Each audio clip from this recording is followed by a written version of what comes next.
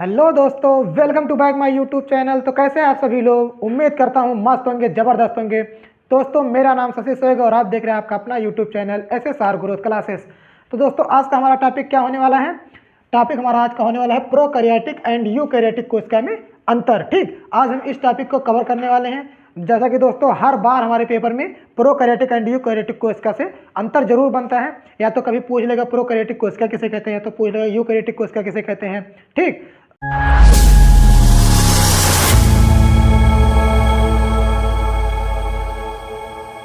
और अक्सर हम देखते हैं प्रोकैरियोटिक एंड यूकैरियोटिक कोशिका में अंतर पेपर में ऐसे पूछता है, या तो 3 नंबर में या फिर 5 नंबर में। तो दोस्तों, आज एक बार केवल मन से देखिए, बाकी ये आपका पक्का हो जाएगा, फिक्स हो जाएगा 3 या 5 नंबर। ठीक, अगर 3 नंबर में आएगा फिर भी आपका नंबर क्लियर, 5 नंबर में आएगा फिर भी। ठीक, तो हम एक एक करके पहले देखते हैं इसमें अंतर क्या होता है, कैसे होता है। तो दोस्तों, हम एक फिगर बना लेते हैं प्रोकैरियोटिक एंड यूकैरियोटिक का, उसके माध्यम से हमको समझने में भी आसानी होगी। ये हमारा रहा प्रोकैरियोटिक कोशिका। ठीक, इसमें हमारा जो होता है ये होता है न्यूक्लियोटाइड, न्यूक्लियोसाइड। ठीक, क्या होता है? न्यूक्लियोसाइड।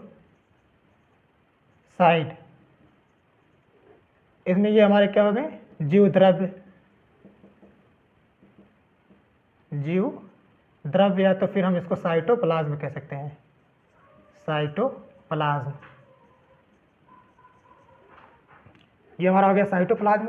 इसमें हमारे राइबोसोम, हाँ ये क्या हो गया? राइबोसोम। ये रहा राइबोसोम। ठीक, राइबोसोम। और इसमें हमारा एक होता है क्या? कोशिका झिल्ली,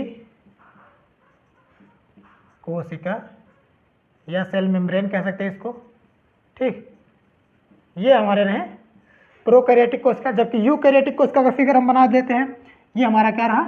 यूकैरियोटिक कोशिका। क्या होता है प्रोकैरियोटिक एंड ये क्या होता है? यूकैरियोटिक। तो दोस्तों चलिए हम स्टार्ट करते हैं, पहला अंतर देखते हैं क्या। ये हमारा पहला अंतर हो गया प्रोकैरियोटिक। इसकी इंग्लिश कैसे लिखी जाती है प्रोकैरियोटिक की? देखिए ये हमारा रहा प्रोकैरियोटिक। ठीक, कैरियोटिक सेल। और ये हमारा रहा प्रोकैरियोटिक सेल। ये हमारा रहा यूकैरियोटिक सेल, यूकैरियोटिक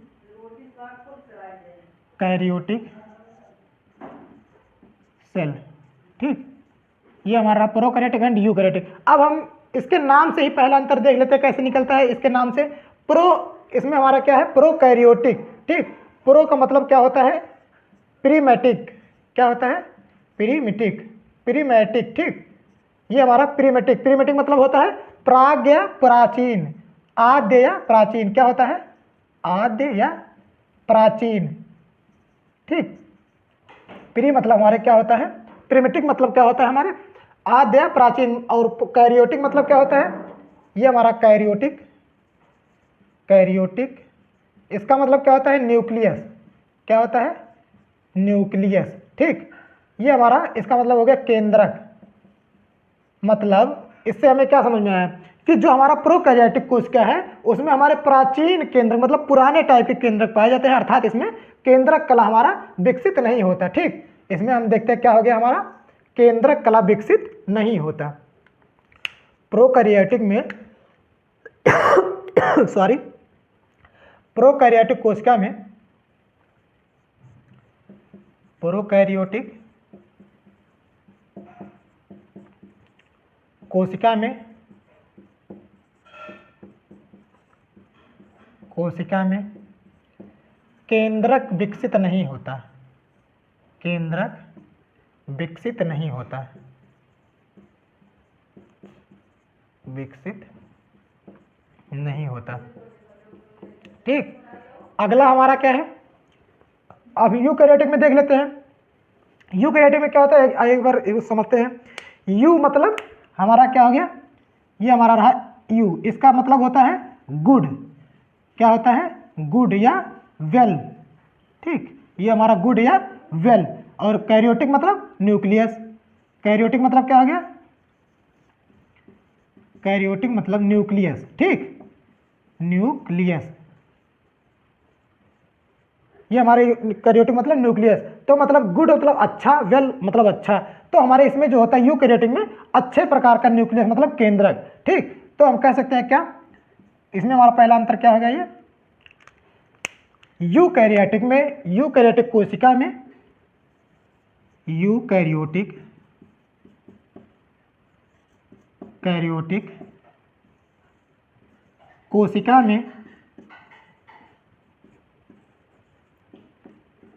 केंद्रक विकसित पाया जाता है, केंद्रक विकसित पाया जाता है, विकसित पाया जाता है।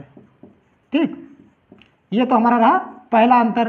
दोस्तों हमारा पहला अंतर क्या हो गया, इसके नाम से ही हम पहला अंतर देख लिए क्या होता है, प्रोकैरियोटिक कोशिका में केंद्रक कला विकसित नहीं होता है, जबकि यूकैरियोटिक कोशिका में केंद्रक कला विकसित होता है। ठीक, अब हम दूसरा अंतर देखते हैं क्या है हमारा प्रोकैरियोटिक कोशिका में। दूसरा अंतर प्रोकैरियोटिक कोशिका में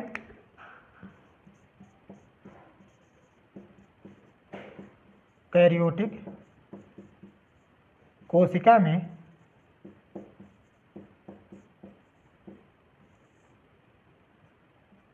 माइटोकॉन्ड्रिया, माइटोकॉन्ड्रिया,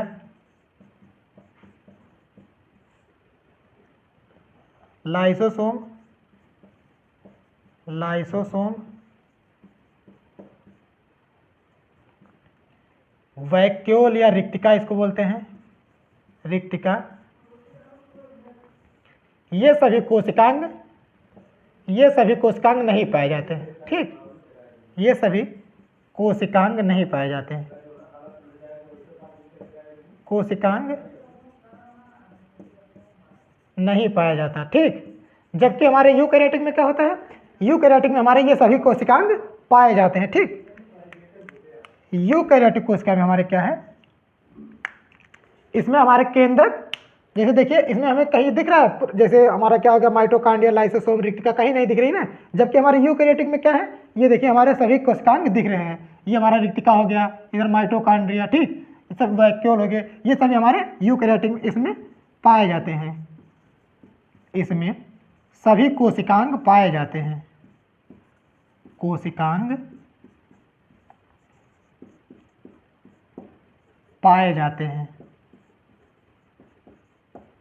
ठीक, तो हमने देखा कि इसमें सभी कोशिकांग हमारे जैसे वैक्यूल हो गया, राइबोसोम हो गया, राइबोसोम नहीं, एंडोप्लाज्मिक रेटिकुलम हो गया, माइटोकॉन्ड्रिया हो गया, वैक्यूल हो गया, ये सभी कोशिकांग हमारे कहाँ यूकैरियोटिक में देखने को मिल रहे हैं, जबकि हमारे प्रोकैरियोटिक में कोई भी कोशिकांग नहीं है। ठीक, केवल हमारा न्यूक्लियोसाइड है, न्यूक्लियोसाइड है और राइबोसोम है, केंद्रिका है। ठीक सॉरी, अगला हम देख लेते हैं तीसरा अंतर हमारा क्या है।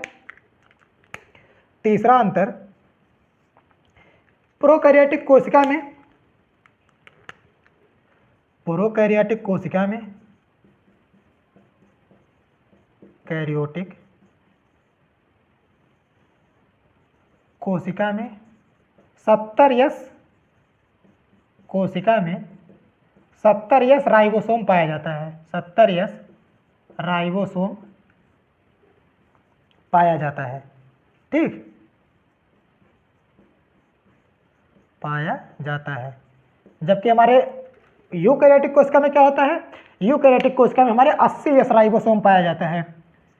तीसरा अंतर इसमें क्या हो गया, इसमें हमारे यूकैरियोटिक में 80S राइबोसोम पाया जाता है, इसमें 80S राइबोसोम पाया जाता है, राइबोसोम पाया जाता है। दोस्तों आप सोच रहे होंगे 80S और 70S क्या है, तो इसको हम जब हम क्रोमोसोम जब पढ़ेंगे, क्रोमोसोम में डीएनए आरएनए पढ़ेंगे, तो आरएनए में हम देखेंगे ये 80S और 70S के बारे में हम इसका विस्तृत रूप से अध्ययन करेंगे। ठीक, अभी के लिए इतना बस याद रखिए, क्या हमारे जो प्रोकैरियोटिक कोशिका होता है उसमें हमारा छोटा राइबोसोम पाया था, मतलब 70S राइबोसोम पाया था, जबकि हमारे यूकैरियोटिक में कौन सा राइबोसोम, 80S राइबोसोम पाया जाता है। ठीक, अगला अंतर हम देखते हैं क्या है, चौथा अंतर, ये हमारा चौथा अंतर, इसमें श्वसन की क्रिया, इसमें अर्थात प्रोकैरियोटिक कोशिका में, ठीक, प्रोकैरियोटिक में इसमें श्वसन क्रिया जीव द्रव्य में होता है। कहाँ होता है, श्वसन क्रिया जीव द्रव्य में होता है। ठीक, जीव द्रव्य में होता है। जबकि हम देखते हैं क्या हमारे यूकैरियोटिक में, हमारे यूकैरियोटिक में कहाँ होता है श्वसन? यूकैरियोटिक में ये जो माइटोकॉन्ड्रिया हमारा दिख रहा है, माइटोकॉन्ड्रिया में होता है। ठीक, यूकैरियोटिक कोशिका कहाँ होता है? यूकैरियोटिक कोशिका में श्वसन कहाँ होता है? इसमें श्वसन की क्रिया, इसमें श्वसन की क्रिया, श्वसन की क्रिया माइटोकॉन्ड्रिया में होता है। कहाँ होता है? माइटोकॉन्ड्रिया में, माइटोकॉन्ड्रिया में होता है। ठीक,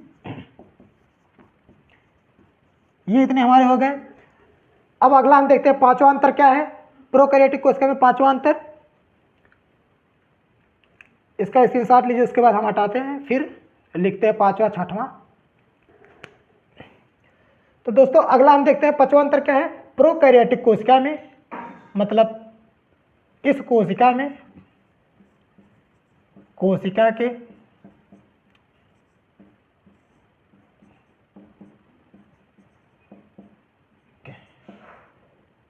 इस कोशिका के केंद्रक पदार्थ, केंद्रक पदार्थ जीव द्रव्य के संपर्क में रहते हैं। कहाँ रहते हैं? जीव द्रव्य के संपर्क में रहते हैं। ठीक, संपर्क में रहते हैं। यहाँ पे देख रहे होंगे जो हमारा केंद्रिका है, न्यूक्लियोसाइड जो है, ये देखिए जीव द्रव्य के संपर्क में है। जबकि हमारे यूकैरियोटिक कोशिका में क्या होता है? यूकैरियोटिक कोशिका में ये इसका एक निश्चित आकार होता है जिसके अंदर सभी हमारे केंद्रक के पदार्थ पाए जाते हैं। ठीक, यूकैरियोटिक कोशिका में ये देखिए एक निश्चित केंद्रक है जिसमें हमारे सभी कोशिकांग पाए जाते हैं। मतलब केंद्रक के जितने पदार्थ हैं सभी हमारे कहाँ पाए जाते हैं? एक निश्चित आकार में होते हैं। ठीक, अर्थात हम कह सकते हैं पांचवा अंतर, पांचवा अंतर, इसमें सभी केंद्रक पदार्थ, इसमें सभी केंद्रक पदार्थ, केंद्रक पदार्थ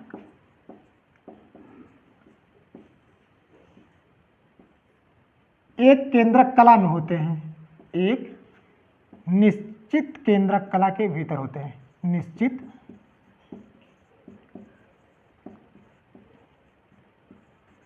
केंद्रक कला में होते हैं। ठीक,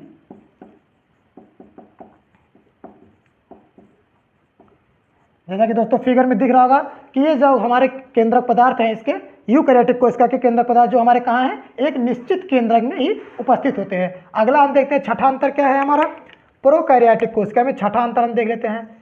इसमें हमारा क्या होता है? जो प्रोकैरियोटिक कोशिकाएं होती हैं इसमें समसूत्री तथा अर्धसूत्री विभाजन देखने को नहीं मिलता। जो हमारे प्रोकैरियोटिक कोशिका होते हैं इसमें समसूत्री, समसूत्री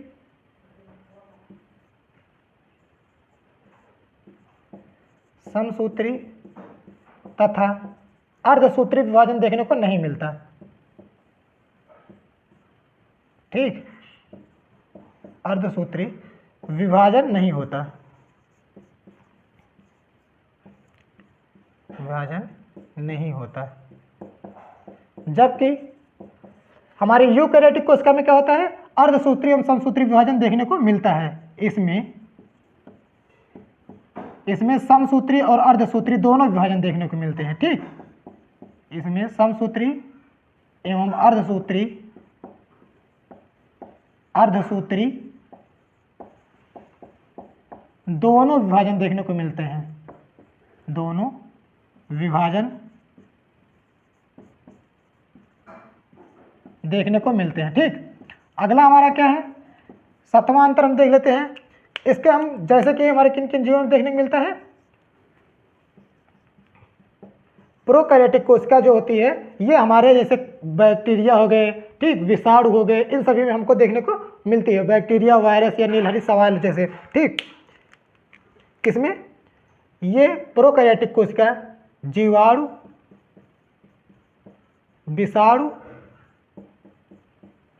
विषाणु तथा नील हरित शैवाल में देखने को मिलता है। कहाँ? नील हरित शैवाल में। ठीक, नील हरित शैवाल में देखने को मिलता है।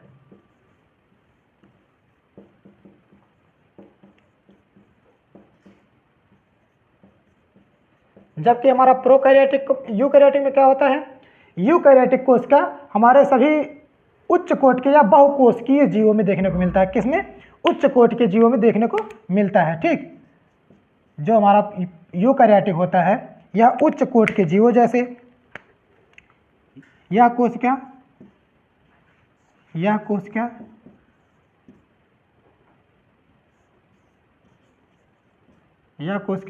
उच्च कोटि के जीवों में, किसमें? उच्च कोटि के जो जीव हैं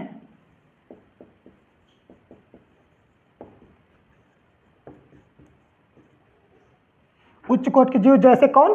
मानव हो गया, जानवर हो गया, ठीक, या बहुकोशिकीय उच्च कोटि के जीव मानव, जानवर तथा पेड़ पौधों में देखने को मिलता है। ठीक, कहाँ देखने को मिलता है? पेड़ पौधों में देखने को मिलता है।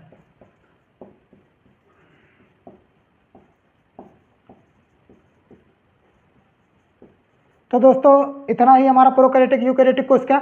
अगर हम इतना तैयार कर लेते हैं तो हमारे पेपर में आराम से हमें 3 से 5 नंबर मिल जाएंगे। ठीक, तो ये हमारे रहे प्रोकैरियोटिक तथा यूकैरियोटिक कोशिका में अंतर।